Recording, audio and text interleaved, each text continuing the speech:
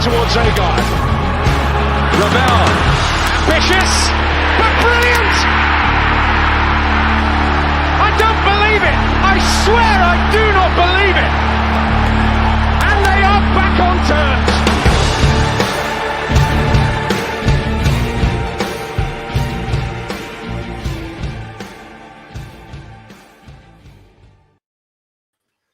Good evening and welcome to New York Talk. We are looking back at a goalless draw at Oxford United at the Kassam from Saturday, and we will have a very small, very tiny look ahead to Port Vale on Tuesday night as we look to continue the unbeaten record. We have Danny with us. Danny's joining us again. Thank you for joining us, Danny. Hello, everybody. How are we doing? Very good, thank you, mate. And we're going to attempt to do something that I'm a Celebrity can't even do, and we're going to go live to North Wales.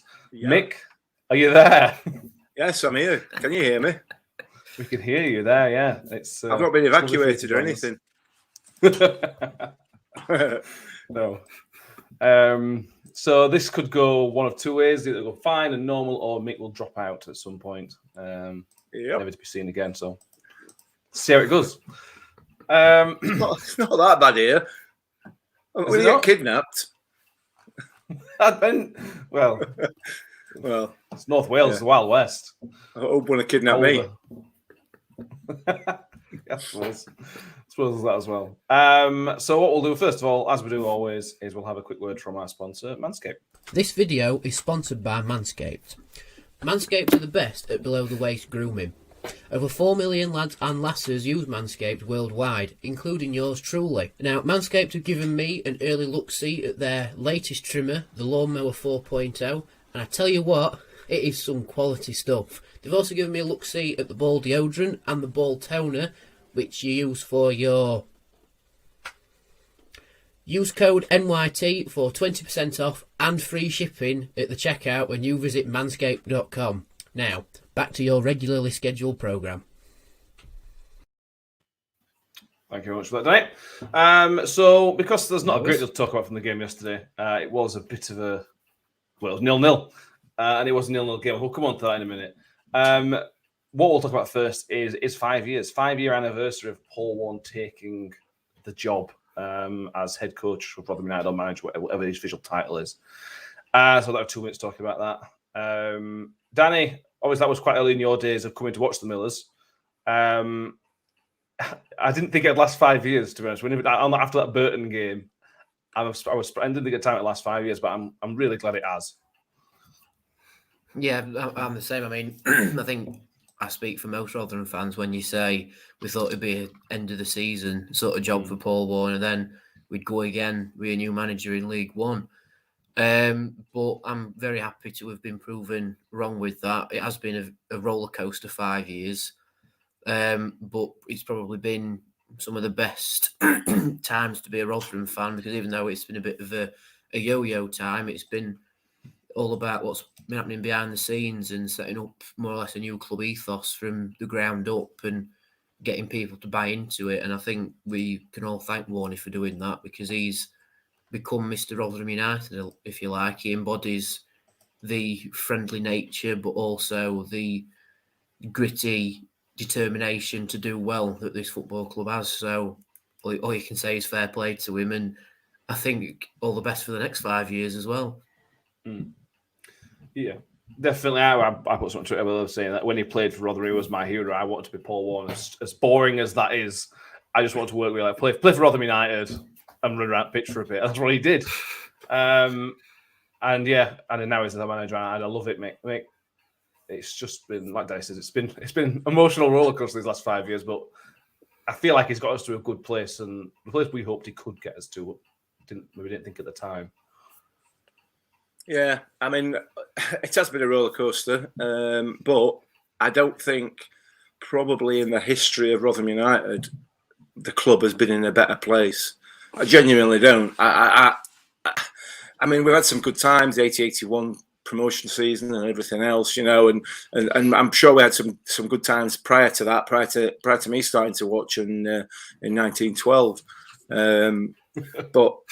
But in all seriousness, the club has never been better placed. And Paul Warne is a massive, massive part of that.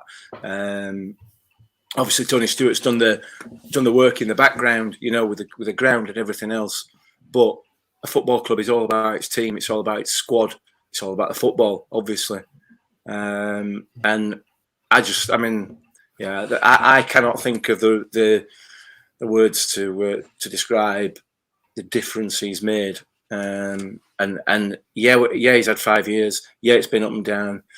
I don't think anybody ever expected him, like Danny said, to still be here after 5 years, particularly after a couple of relegations in there. But it's a measure of Paul Warne. It's a measure of his team. It's a measure of Tony Stewart that he is still here and he's now overseeing probably one of the best squads this club has ever seen. One of, definitely. So, yeah, I mean, like you said, you can only end by saying, long may it continue, and here's for another 5 years. Yeah, I agree. So let's talk about the game on Saturday afternoon. There isn't a great deal to cover on this game. Not much happened. But we'll do our best to fill 45 minutes of it. Let's go and talk about the lineup first of all. A couple of changes. As we all suspected, Richard Wood can't, well, I probably can, but it's not advisable to play 3 games in a week because of obvious reasons. So there was a change at the back where Wes Harding came in to cover Ehigwe's position. Ehigwe came into the centre of the 3. Reg obviously kept his stand-up position. Ollie Rathbone came in for Jamie Lindsay. Paul went after the game saying that it would have been lunacy for Jamie Lindsay to play 2 games in a short space of time, having come off the back of a hamstring injury. And Mikel Miller came in for Shane Ferguson. I don't know if that was, again, a matter of managing Ferguson. I know he's got a recurring issue. But those were your changes. Obviously, Victor keeping his place, which was the other talking point, but he did keep his place in there. Let's start with Mikel Miller, Danny. Paul Warne said he was man of the match. He did everything that Chio does on the left-hand side on Saturday. I thought it was excellent. He carried the ball really well. It was a constant threat. His balls into the box were 8 or 9 times out of 10 really, really good. There's a player there. There's some player inside him, isn't there? 100%. I mean, we said this on the podcast before. He's like the left-sided player version of Chio, really, but he's still a little bit raw like Chio was in his first season. But I think Miller's been brought in to add a bit more pace on the left-hand side because I thought Chio was more or less marked out the game. Like, they always seemed to be on him and he wasn't able to really move around as much as he did, say, against Cambridge or Ipswich. So I think Miller's been brought in to add that threat on the left-hand side and just break it up a little bit. It's just a shame that the conditions were against everybody. Like, the ball seemed to move quicker in the wind, then it got held up in the air by the wind. It's not really helped by the fact Oxford have only got 3 stands. You call it the Kazam Stadium. It's more like the Chasm Stadium. But like Warney says, Miller did play very well down that left-hand side. He more or less drove us forward during the times that we did go forward and press the Oxford box. So yeah, fair play. Miller is probably going to start. Maybe against Stockport. I reckon he might rest him against Port Vale, so probably come in again for Stockport. Yeah, you're probably right. I think you're probably right on that one. It's key, Mick, like Danny says there, that when Chio gets marked for leagues, I think I 100% agree. Chio wasn't effective on Saturday, but I can only put that down to Oxford because he just didn't work out for him. It's massive that somebody else on the other side takes over that mantle as and when. And to me, Paul Warne has probably realised that we all joke and laugh at Carl Robinson. He knows, for the most part, he knows what he's doing. He'll do his research. He knows Chio's a threat. And Warney will know that Carl Robinson knows he's a threat. So he's got to counteract it one way or another because Oxford are a decent enough team. And it's hats off to wanting to put Miller in. Yeah, absolutely. I mean, the thing is with Mikel Miller, he's got the potential to be as good as Chio. There's no doubt about it. He's got all the same attributes. You know, he's fast, he's quick. He can take a player on, happily take a player on. Defensively, he's possibly a little bit behind Chio, which is a bit bizarre, bearing in mind Chio's is an attacker. But I think he's probably a little bit behind him defensively. But he's ahead of him in his delivery into the box. There's not a great deal to choose between them. So while ever Mikel Miller flies under the radar, all the better for us, really. It's an incredible weapon to have those two on opposing flanks. It's just, it's going to frighten defences to death. And while other people are not taking any notice of him, fantastic. He's a good player. You could tell that right from minute one when he came. You obviously knew that he had some work to do, but you could tell that he had a lot of potential, and it's starting to come true now. Yeah, it is. And he's another one that's out of contract in the summer, I think. So it's a big 6 months for him. Obviously, he's going to want to play a game, so I assume win a new contract here, or certainly somewhere elsewhere in England, I assume I want to say. So it is a big few months for Mikel Miller, as with many, many other players.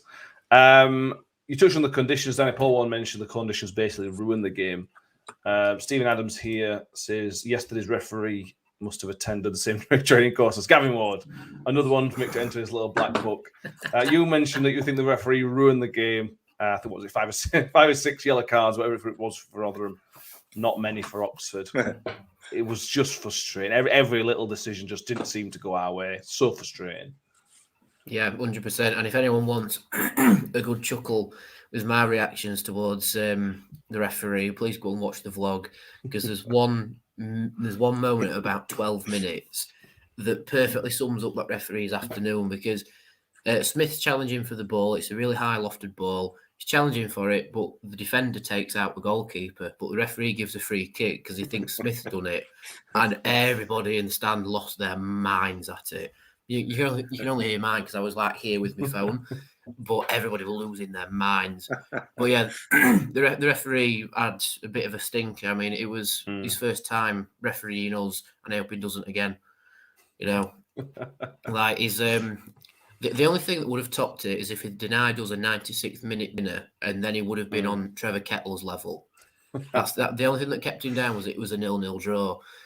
But yeah, like I mentioned with the conditions, they didn't help. It was just really windy, and like I said, the ball got held up. Take away the conditions and put it on a bright sunny afternoon in April, it'd be a brilliant game of football. That. Yeah. But the conditions just dogged it down. It turned into a cling on for a point sort of situation with Oxford.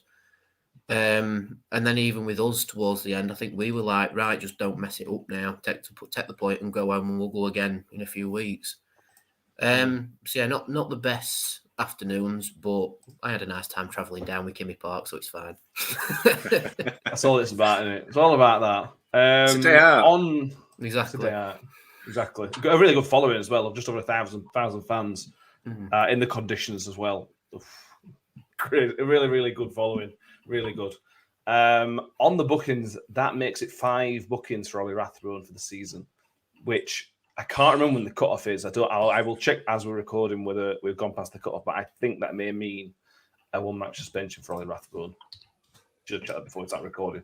That is a bit of a blow, but with Jamie Lindsay back, it negates it a little bit, Mick. If it's FA Cup or League, it negates it a little bit by having Jamie Lindsay to fill that role.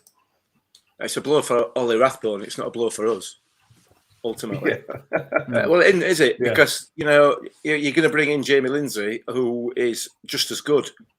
You don't see him running about like I said in the last podcast. You don't see him running about and putting the miles in that Ollie Rathbone does, but he ends up in exactly the same place as Ollie Rathbone, virtually every time.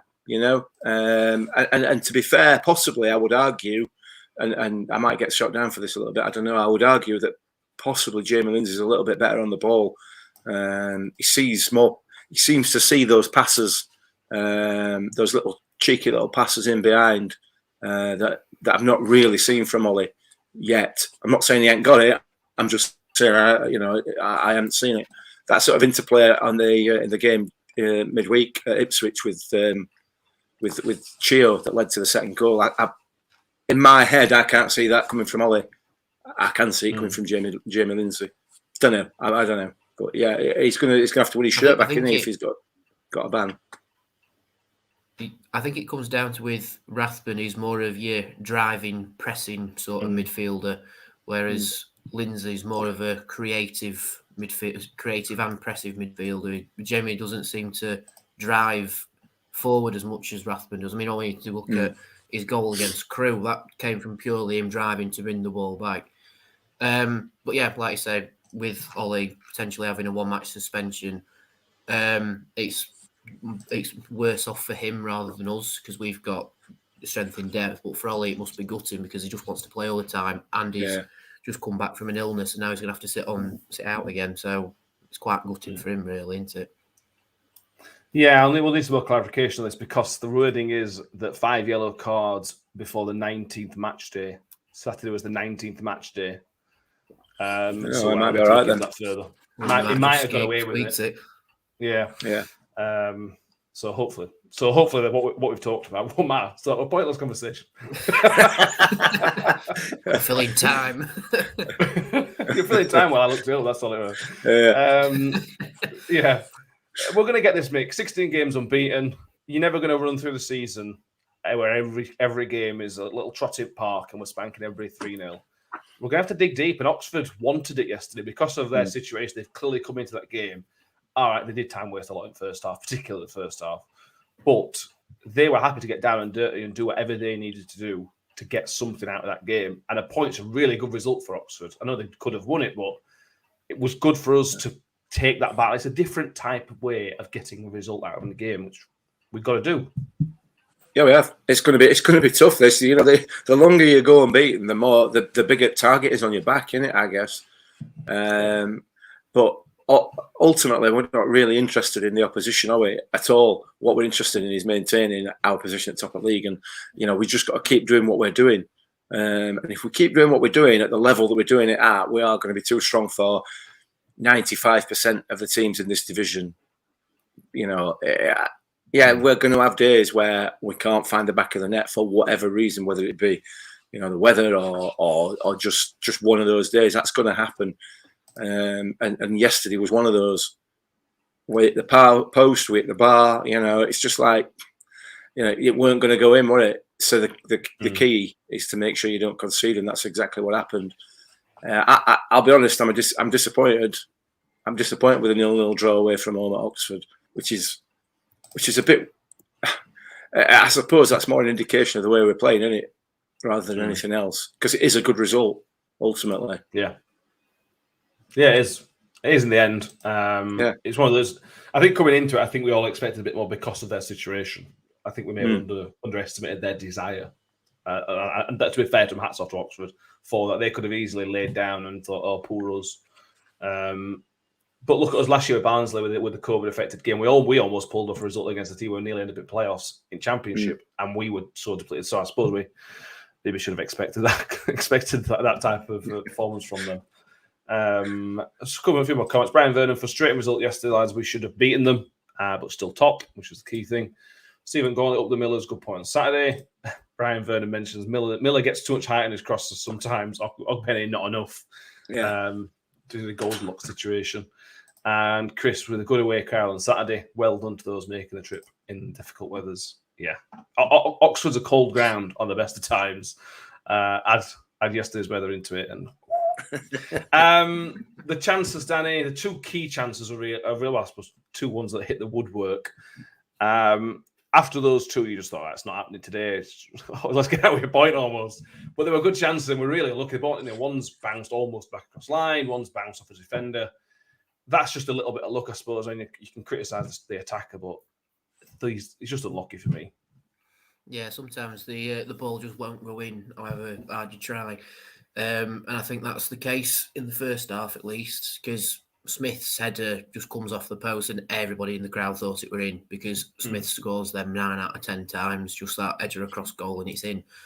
But not this time, same with Freddie's header, and there was a chance in the second half where the ball came in and it's been headed off the line by their defender. So it's just one of them things, unfortunately. You've tried 3 really good chances at goal and the powers that be have said, no, you're not having one. It'd be worse if the referee had disallowed a goal, I will admit. It would have definitely been in the bad books then. But I don't seem to remember Oxford having like a really clean cut chance. There's a few free kicks here and there that were a goal threat, but it's not like Victor's had to pull off a worldie and it's kept us in the game. It just seems to have been standard saves, similar to how he performed at Ipswich. Apart from that moment in the first half where he came out to claim it and he sort of shooed it up above his head. Oh yeah. There's that one. A lot of people said he should have caught it. Dovan caught it, but yeah, maybe that's one of the few chances. But then it's just pot shots, really. Like, no disrespect to Oxford, I'm sure on the day they are a lot better, but COVID and injuries have struck them down quite hard. But in terms of limiting the opposition's chances, it's similar level to Ipswich. It was just more on our end that wasn't quite at the same level. Yeah, well, if that's 7 days ago against Cambridge, those 2 chances go in probably. It was just we've all watched football for long enough to know that sometimes these things happen to literally the best teams in the world. These things happen. We were the better team. Another XG win keeps us top of the XG table as well as the real table. Which is obviously very, very important. Any other points you want to pick out, Danny? It really was a game of just everybody did okay. Other than Miller, is there anybody else from our side that really stood out? I struggled to find anybody that I thought, so defensively as a unit, I thought we did really well again, but there was no standout from those back 4 really, including keeper. Yeah, I think. I agree. There's no one that's really top to the pile, if you like. I think it's just they've done the job, sort of thing. There was the one squeaky moment that Inekwe had in the second half, where his pass back was a little bit short, but it just got dealt with. That was a bit of your fingernails are going to come off if something bad happens with that. But no, like you say, I think it's just a very standard, we've got the job done performance from more or less everybody. And I think the only thing that's put Miller on top of the pile is that he seemed to have got more crosses into the box and he was more accurate with his crossing than Chio was. Midfield, again, nothing overly exceptional. They've done the job and won the point, if you like. Just a standard performance from everybody. That's not a criticism, nor is it a praise. It's just you've done your job and you've done well. And let's just move on to the next one now. It's sort of a bar that we almost set yourself. We've played okay, and we should have won the game. You know what I mean? It's not like we've played amazing and not won the game. We've played okay, and we feel like we should have won. I think that's a pretty good place to be in, really, against a team like Oxford, who are fairly decent. No goals again from a strikers, Mick.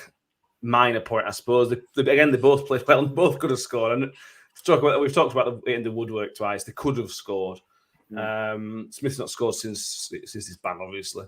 Freddie only since last week. But any slight worries that it's not drying up. It's one game, and I'm trying to pick on anything we can talk about today. You're clutching at straws here, Matt. I am really, you really are. Yeah, I am. No. Thanks for that. No, I mean, listen. There's absolutely no point whittling about it. Like you say, we could have had 3 or 4 or 2 or 3 certainly in that first half, and it was one of those days. It just didn't happen, did it?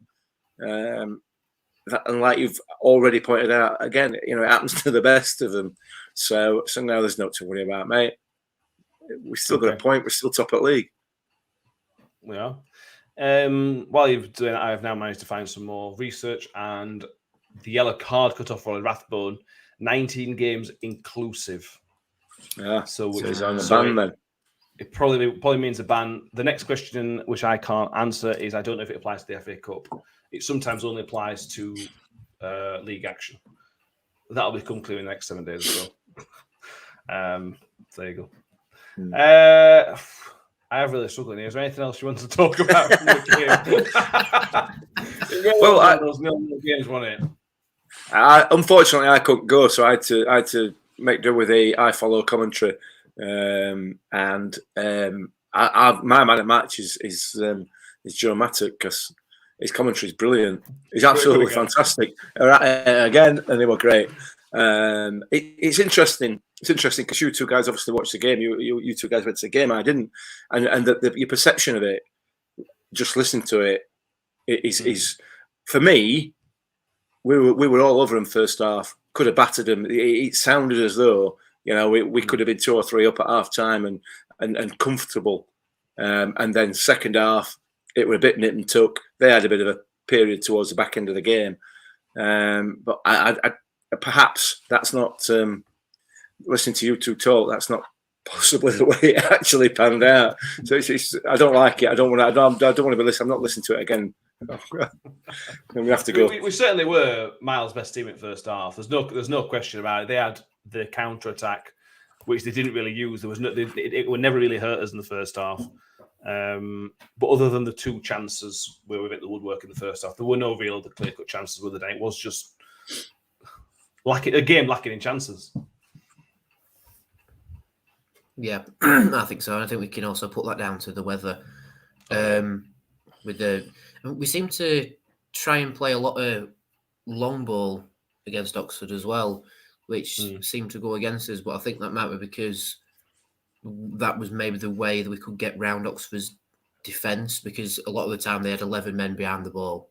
As soon as we got the ball on the halfway line, there were 11 men behind the ball.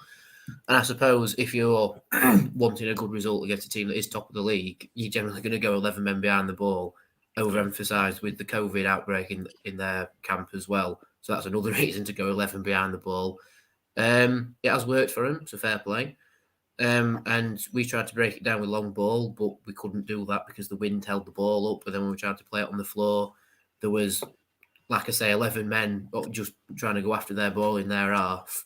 So, yeah, they've limited the chances, like you say, and it was a game of few chances, and nobody took the chances, and that's why I ended up with 0-0. You know, if you don't take your chances, you don't score, do you? Yeah, simple as that. We're clutching here. We're really clutching now, aren't we? Yeah. Shall we go over and talk about the game again? See if we can make another 15 minutes out of it. Brian Vernon mentioned. I think it's a good point. It would work twice at first off. If they go in, we win 4-0. And I think he's right. I think if one of those goes in, it becomes a comfortable game. The game it was for Oxford, they were fighting for their lives almost. If you kick him in, they're going to go down. But it just weren't meant to be. The only final question I have, really, I think is the final question, is the final substitution, Danny. I was a little bit confused about. Freddie coming off, I don't mind. You can change strikers. I can't work out not bringing Grigg on. I know he's gone for a bit of physicality, a bit of height, but Grigg's just got that nous, and even in those crazy conditions, Grigg's just got extra little bit of nous and knowledge and skill to maybe create a little bit of something out of nothing. I know it's good to get minutes under Coyote, but in the circumstances, I was really, really surprised they didn't bring Grigg on. Yeah, I think, I was a bit puzzled with that one as well. But I mean, it would have just been the sort of moment for JJ to get his goal in a game like that. You know, really dogged performance. You know, where the conditions have been horrible. And imagine the stories if he'd have poked in the winner in like the 90th minute. You know, but I agree from a football point of view, where you want to be winning as many games as you can. You could argue that to put Grigg on, someone who knows the league and knows how to scrape a win out of nothing effectively, you could say put Grigg on. But I noticed a lot of people puzzled about why we put Wood on, and then because I think Wood came on for Chio, didn't he? Wood come on for Chio? Yeah. I heard a lot of people puzzled about that, like, oh, why has he took the winger off and, you know, put the defender on? It's like, because Chio had nothing down that right-hand side. The poor man, he was just pushed out of the game. He might as well just sat on the sideline because he was getting virtually nothing. And to put Harding in that position was to shake up a little bit. However, we did sort of drop into a back four at one bit and came under a bit of pressure for the last 5 minutes or so until we went up and got a corner. But yeah, like you say, I think bringing KO'd on, it was more of a get him the experience of that sort of game, if that makes sense. You know, because he'll only learn from it, and he'll learn sometimes the conditions are awful, but you still have to put in a performance. And again, he was another one who did okay. You know, it's not like he's come on and he's got 2 left feet or anything. So he's done all right, and that's the least we can ask really of him. Just, you know, do all right and just crack on again. Yeah. I suppose thinking about... Go on, Mick. No, I was just going to say there's obviously the other reason that he's possibly not bought Grigg on is because Sunderland will be calling him back in January. So he obviously needs to get JJ some time. I just thought what I'm trying to do here is liven it up a little bit. You know, people. There's some. You've got to bear in mind that some of our supporters are poor supporters. Some of them have had nothing at all to moan about now for probably 3 months. So if we can just start that rumor, that Sunderland are going to be calling Grigg back and Tony Stewart's not going to do about it. You know what I mean? We might be able to just sort of spice things up a bit because it's getting tedious on social media, to be honest. Everybody being positive and I'm starting to miss that Lavish Styles UK Twitter account. He's been very quiet. Yeah. No, I'm not missing that at all. He'd be a Man U fan now, won't he? He'd be a Man U fan on a Wednesday night now, won't he? But yeah. So if we want to, it's just a conspiracy theory, really. But you know, they seem to be quite popular at the moment. So there you go. Grigg's going back to Sunderland, and that's why he's not starting. Clip that bit. Yeah. Okay. Clip that bit. I'll ask about the Chio. Danny makes a good point. That it makes me sort of think that one of the reasons we need to manage Chio is not necessarily because he's injured, which we obviously is part of it. But if you play Chio from the start of every single game, he's going to get marked out of the game from occasion. There are going to be times where the best way to play Chio is to give him 25 minutes at the end of the game. That will sometimes be the most effective time he can have on the pitch. Yeah, I suppose you could argue that. But then Chio's going to have to deal with that throughout his career. You know what I mean? He's going to have to find a way of dealing with that. So, you know, I'm not saying that, if I'm perfectly honest with you. I get what you're saying, but I don't think that's worn his way. I might be wrong, but I think Chio's they're going to double, triple upon him sometimes. You know, so.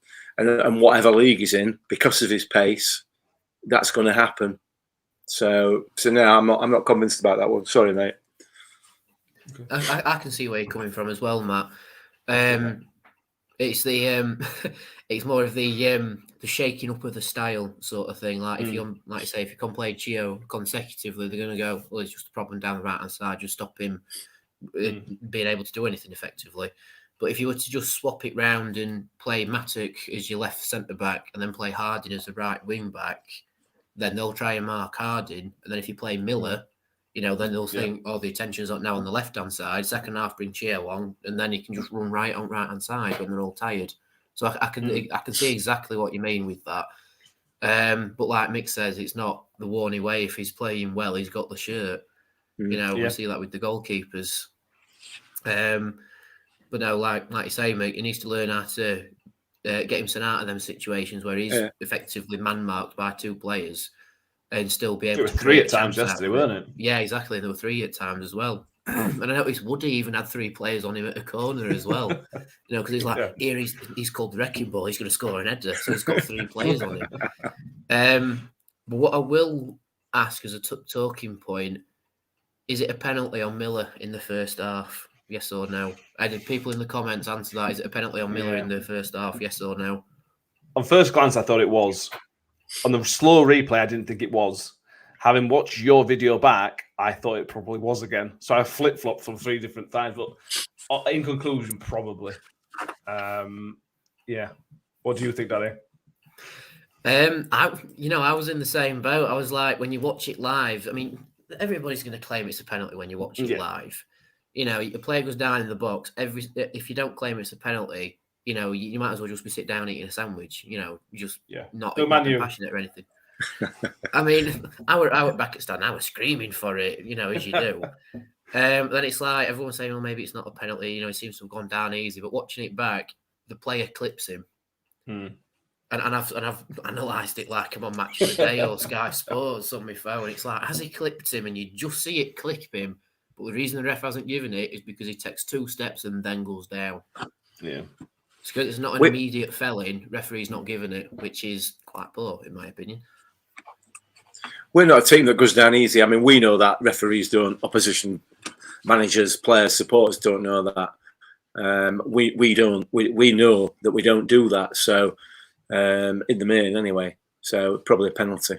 And I didn't even see it.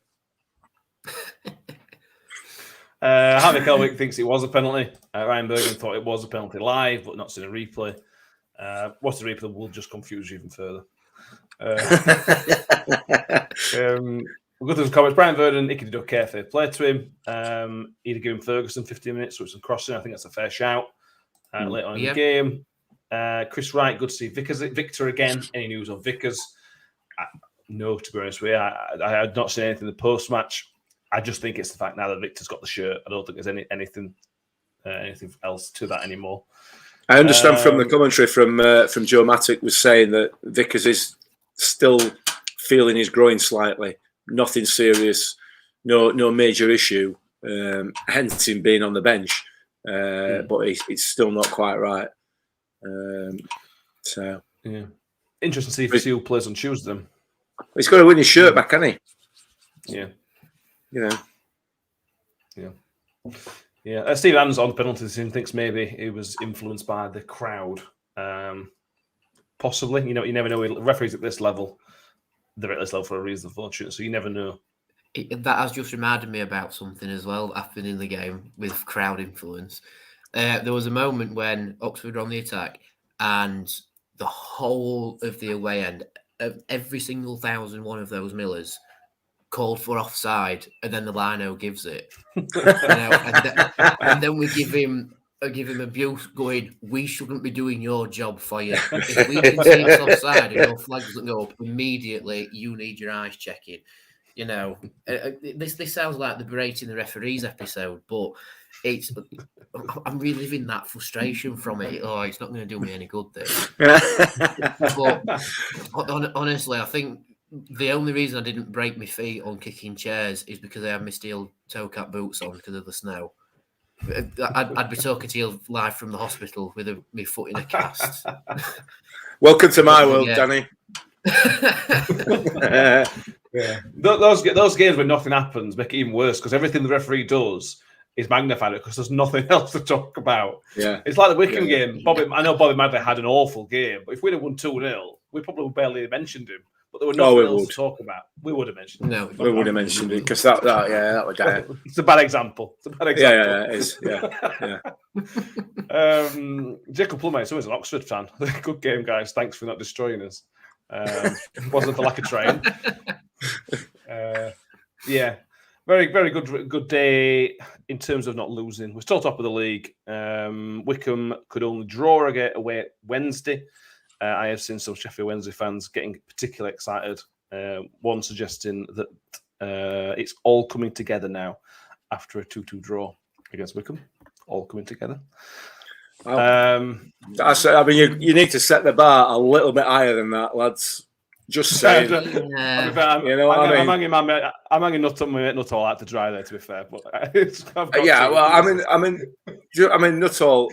Listen, we drew 0-0 with Wickham, right, and that was possibly the lowest point of our season so far. It was the worst game of football in inverted commas that I've probably ever seen.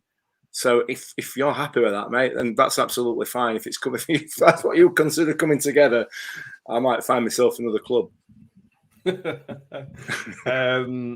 Wigan ensured that Plymouth's recent form continued to nosedive. Plymouth, I think, lost 3 in a row. Wigan with a very, very late win. We didn't mention this in the last show, but we should obviously send our best wishes to Charlie Wyke and John Egan as well, to be fair, because they both collapsed in the past week or so. One on pitch, one in training. It's worrying. It's a couple of people obviously, the no ones in the summer. Best wishes to those that have been affected by those two. Terrible, really terrible. So that was obviously a big game for Wigan. They've clearly channeled it very, very well, and that's a really good win away at Plymouth. Sunderland picked up a win, and then obviously we talked about Wednesday already. So level on points with Wigan, three goals ahead of them in goal difference. That's why we're top of the league. But we've now got a 10-day break, so we don't have to worry about the league for a little bit. So let's have a chat about the pizzas. The pizza trophy, Papa John's Pizza. It returns for the first time since 2017, possibly. We're in a knockout round of a pizza trophy. It'll be Port Vale who come to the New York Stadium for a 7 o'clock kickoff on Tuesday. Looking at the Port Vale team, there's been no Jamie Proctor for a little while, so it doesn't look like we'll be getting the reunion with him that we all sort of wanted. This was the whole reason I wanted him. So that is a bit of a blow, but maybe he's coming back from injury. We might get to see him. Fingers crossed we do, but I won't bet on that, to be honest with you. So let's have a look at Cumberland with Harvey Kelwick. Who do we think is playing against Port Vale? Let's start with the keeper, mate. We know Victor is currently first choice. We also know that Vickers is, although he's fit, he's not 100% fit. He's still, like I say, it's still feeling a little bit. For me, you'd be stupid to risk him, Vickers, again in Port Vale. Why would you do it? But then at the same time, you'd be a bit daft to risk Victor. So would you bring Chapman in if he's fit? Yeah, why not? Yeah. Give a lot of chance. Sorry, Danny. No, you took one straight out of my mouth, Mick. I agree with you.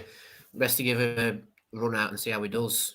Yeah. And like I said, don't risk Vickers if he's still not 100%. Don't risk Victor because we'll need him after the 10-day break.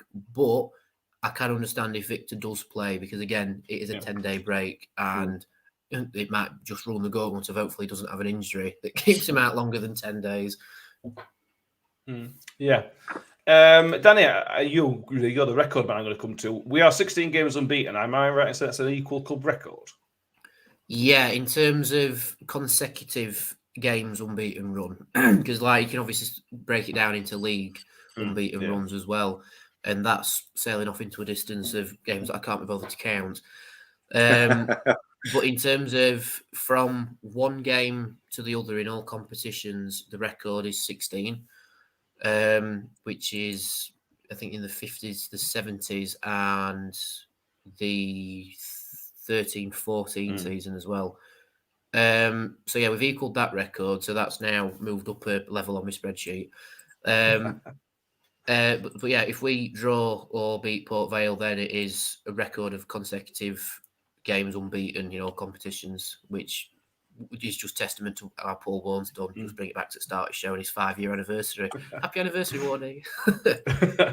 Yeah. If we drew but lost on penalties, would you still count that as an unbeaten game? I know. I mean, technically we've lost because we haven't gone through to the next round, have we? But technically we've drawn, so it's one of those weird ones, isn't it? Yeah, I mean, it depends on how the websites list it. If it's got an L next to it, even though it says 0-0 draw lost on penalties, then we'll see. But personally, I'd count it as a loss, is what I'm saying. I probably would as well, yeah. Mick, any thoughts on that? I don't care. I know I should do, and I apologise to any Rotherham fans listening who have any sort of affiliation to this competition, but sooner we're having the better. Eh? I know I'm going, yeah. Yeah, I know I am. I know I'm paying my money and everything else. I'm going to see my club, I'm going to see my team, but I don't want any part of it, to be honest. Half price, yeah, obviously, because it's 2 for 1, or it was 2 for 1. I don't know what it still is. But yeah, I'm sorry. I double pepperoni, mate. That's pizza for me. I'm not. It's got nothing to do with football. Okay, fair enough. But having said that, what we're talking about team news, I'm hoping, same as Brian, that we do get a Dolphin in midfield against either Port Vale or Stockport. I'm not bothered which it is, but I would love to see that. I really would. Okay, just same. We normally. Well, I thought it was funny. Okay. Sorry. Okay. I mentioned about the kids coming in for the pizza games. As we know, Jake Hull's on loan at Guiseley. They have a game. They have a cup game on Tuesday, which I would assume would trump our recall option for the pizza trophy. So Jake Hull might not get a start on Tuesday, which is a shame. Blow, Mick. For me, that's a blow because I want to see him. But at the same time, if they can play a proper competitive game in FA Trophy, that's better for him maybe than the pizza trophy. I don't know. Of course it is, because ultimately he's not going to figure in our squad this season, is he? He knows that. We all know that. He's one for next season and beyond. So the more competitive games he gets at a higher level, or more meaningful games, then the better. So yeah, I can't. Yeah, no problem with that, is there? Yeah, Jacob Grant's obviously also at Guiseley, so he probably won't play either. We've got one more guy. Who's the other one out on loan, Danny? I can't remember who else is out on loan. Jerome Greaves. I think he's at Matlock. I think. I think he's been recalled. I'm not sure. Last time I checked, Greaves was out on loan at Matlock anyway. It looks like he is at Matlock, so he may or may not. Matlock Town, isn't it? They are also playing Tuesday, so there's a good chance a lot of these youngsters, or three of those youngsters who had played big parts in the three games, probably won't get their chance on Tuesday, which is a blow for us. Blow for us watching them, but they're still playing competitive games, hopefully, which is the most important thing. With that in mind, Danny, that makes change of defence a little bit more complicated because we would just bring Jake Hull in to rest somebody else. But we now haven't got that luxury. So what are you going to do in terms of defence in trying to still rest players? I would probably rest Reg out of the Reg and Woody out of the three, and then have Harding, Icky, and probably Matic come in. I know he'll be off commentary, which will be gutting for some people, but he's still a footballer at the minute. That is his job title. But yeah, bring Matic in, left centre back, get him some minutes as well. Move Harding out onto the right hand side, and then bring Icky into the middle, I think. Yeah, good shout. Harvey Kellett mentions that Bowler could play centre back. That is true. Hopefully, we'll see Bowler on left wing back. That takes away Miller and Ferguson. You'll see a much more rotation for this one than the FA Cup. You'll still see rotation in the FA Cup game, but less so in this one. More so in this one. In the midfield, Mick, again, we'll see a Dauphin. We'll hopefully see a Dauphin. Barring any really young kids that we don't know about. Well, De Rose started against City, didn't he? So we could see De Rose again. It's tough because, again, Jamie Ling's just coming back with a hamstring injury. Does the fact that Rathbone's got a yellow card and a potential match ban, does that mean you might be more likely to play him? Barley's has played a lot of Pizza Trophy games. What's your midfield three looking like? Yeah, it's a tough one, isn't it? It's a tough one. I think possibly if Rathbone has got a ban coming up, I think we may well see him on Tuesday night. I think we may well see Jamie Lindsay at some stage, whether it be as a starter or coming on, just to get some time under his belt, and then Curtis De Rose or somebody else from the juniors. He's got a lot of options there, hasn't he? He has got a lot of options open to him. I can't see us seeing Ben Wiles, and I'll be surprised if we see Barley's. I'll be honest. But the squad is not massive, is it? Whilst we've got lots of depth, it's not massive. But yeah, obviously, and the Dauphin, obviously. I think he's an absolute nailed-on starter, and hopefully Bowler is as well. Yeah. So then the final sort of question, Danny, but I suppose this answers itself, is who you play up top. I assume just bring Coyote and Griggin. Yeah, I think so. I think, like Mick said, I think obviously we're not going to change the shape because, like Warney said in the paper and in interviews, 3-5-2 suits us very well. So I think midfield will be a Dauphin sitting in Barley's position. And then probably De Rose and maybe Rathbone if the ban applies to the FA Cup. But if it applies to any EFL competition, which would be the trophy, then probably Lindsay. Like I say, on the left-hand side, probably Boller. Then on the right-hand side, maybe Chio, but you could give it Sadlier. Or even Sadly wasn't in the squad. Bazza mentioned Sadly went in the squad on Saturday. Yeah, so I thought Sadly maybe was the hamstring injury. Yes, could be. Because he was just round at Angus McDonald's all day. At least that's what I saw on his Instagram story. But yeah, so you could bring Sadlier in, or you could play Harding further up on that right hand side. I'll leave that into Warney's brain to work that out. What were they doing at Angus McDonald's house to pull his hamstring?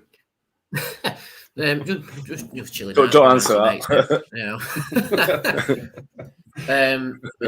Then up front, KO'd and Grigg. The players who need more game time minutes and who are not down the pecking order. Because again, it sounds bad to say, but the one who hasn't started the last couple of games, bring him in, get minutes in him. And knowing Grigg will probably score because he likes the FL trophy with us, doesn't he? Yeah, he's scored in every game so far, hasn't he? So he's got to keep his record up.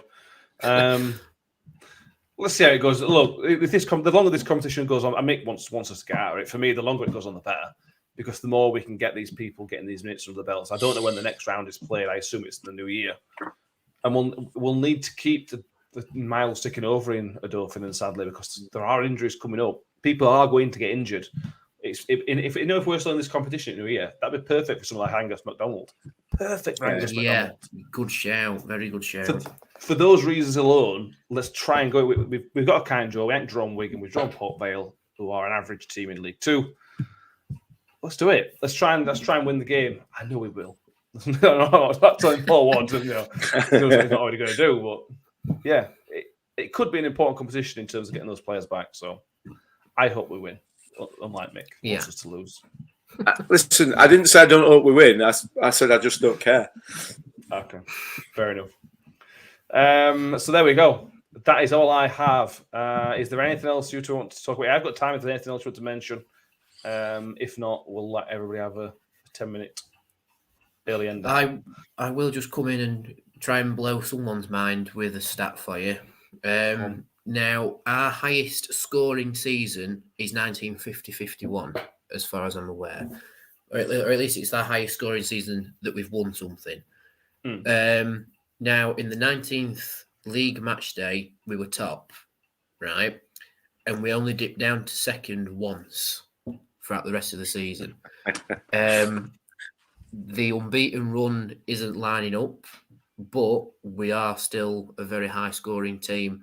And I believe we are outscoring that season just in terms of match day 19. So make of that what you will, but we are in line to potentially have our highest scoring season.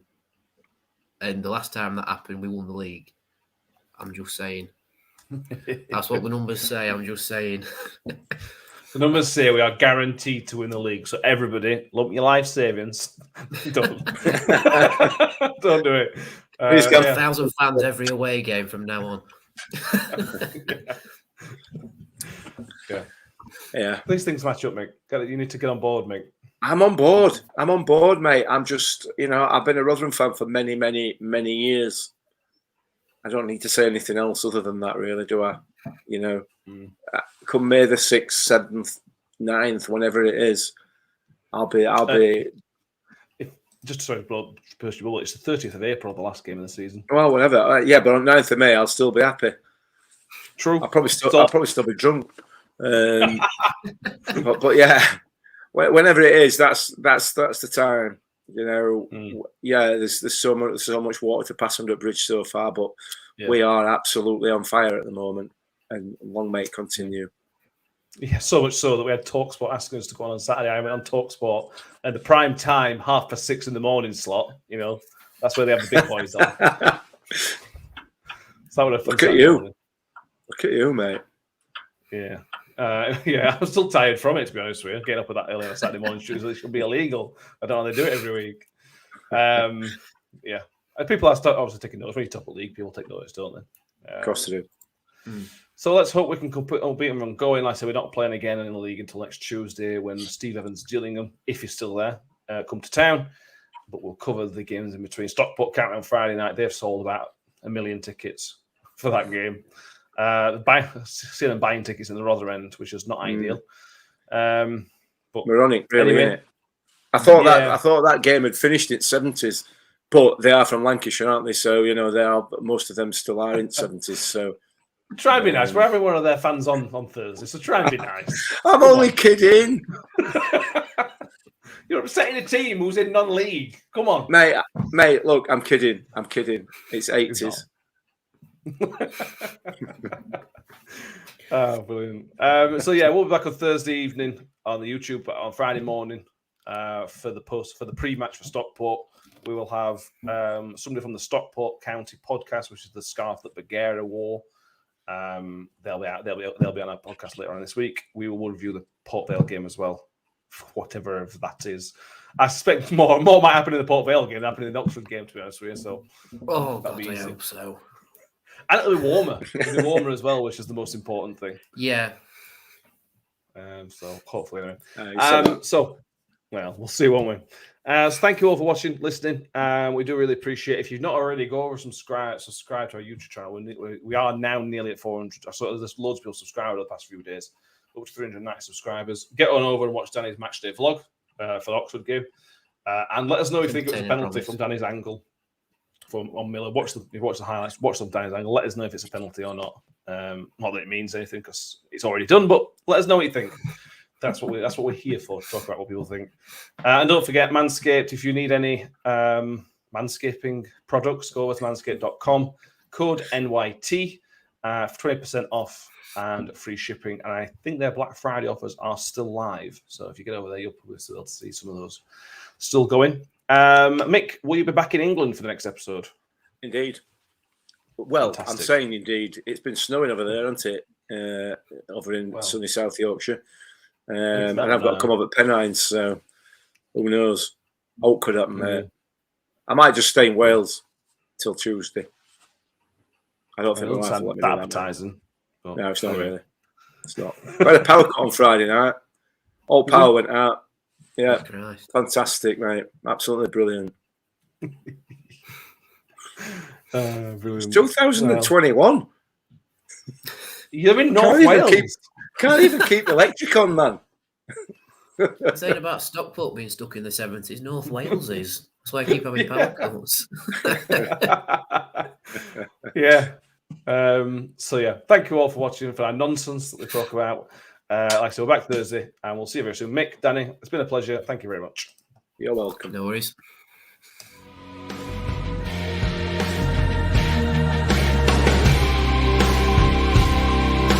Freddie's on one-on-one. Can Freddie finish shoot? Can Freddie go shot?